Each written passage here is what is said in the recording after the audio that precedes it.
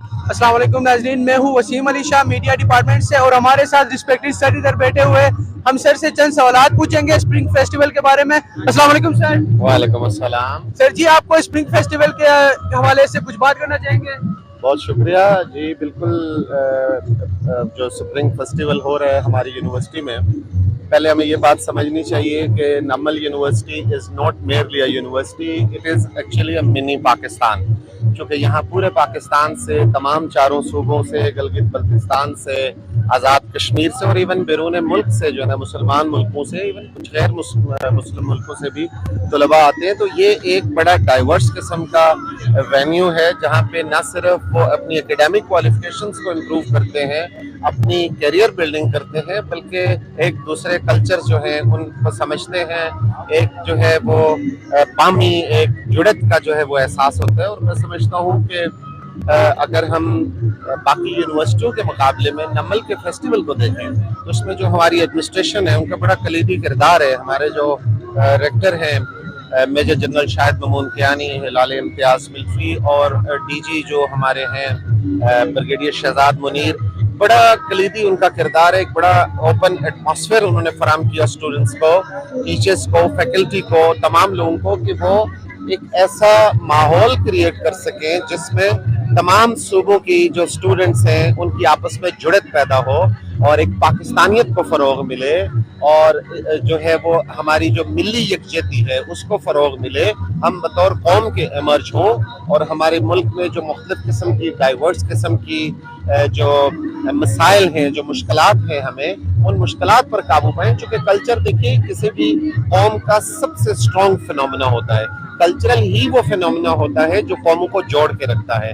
तो मेरा ख्याल है कि जिस तरह दुनिया एक ग्लोबल विलेज बन रही है, हम दुनिया के कल्चर्स जो हैं उनके साथ हमांग हो रहे हैं, तो हमें अपने इलाकाई जो कल्चर्स हैं उनको आपस में इमलगमेट करना चाहिए, एक दूसरे के कल्चर्स को समझना चाहिए, एक दूसरे की तहजीब को समझना चाहिए, एक दूसरे की तारीख को समझना चाहिए। तो मेरा ख्याल है कि ये बहुत बड़ा किरदार है नमल का, चारों सूबों के तालिब इल्मों को एक प्लेटफॉर्म पे लाने का, उनको आपस में जोड़ने का, एक दूसरे के जो कल्चर है, एक दूसरे की जो तहजीब है उसमें मर्ज होने का, अपनी खुशियों को शेयर करने का, अपनी सकाफत को शेयर करने का। तो ये यकीनन एक बड़ा डीप रूटेड और एक लॉन्ग टर्म जो है इनिशिएटिव है, जिसके असरात आने वाले सालों में भी सामने आते रहेंगे।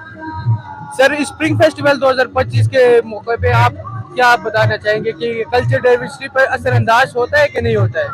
देखिए, मैंने जिस तरह पहले कहा कि कल्चर किसी भी कौम का सबसे स्ट्रॉन्ग फिनोमिना होता है, और जितनी कल्चरल एक्टिविटीज़ होती हैं वो दीगर जो हमारे यहाँ एक फनेटिसिज्म है, हमारे यहाँ एक्सट्रीमिज्म है, कुछ इलाकों में हम देखते हैं कि एक टेररिज्म की फ़ज़ा है।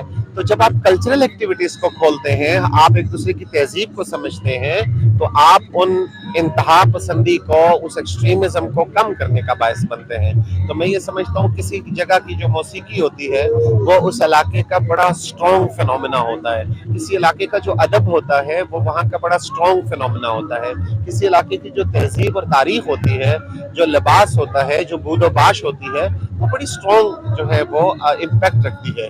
तो जब आप आपस से मिलते, देखिए, अगर हमारी ये कनेक्टिविटी ना हो तो पंजाब में रहने वाले लोगों को बलूचिस्तान के लोगों की ज़िंदगी के बारे में नहीं पता, केपी के लोगों की पश्तून वली क्या होती है ये सिंध के लोगों को नहीं पता होता, सिंध का जो रेतल है वो क्या है वो पश्तूनिस्तान के लोगों को उस तरह से नहीं पता होता।